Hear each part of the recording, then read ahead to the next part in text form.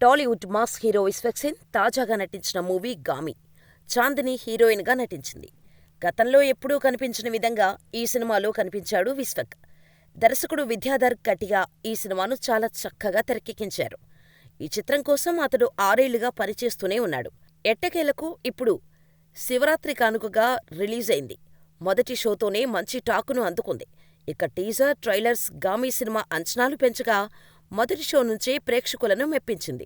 ఓ సరికొత్త ప్రయోగాత్మక చిత్రంగా హాలీవుడ్ విజువల్స్తో అందరినీ ఆకట్టుకుంటోంది ఈ సినిమా.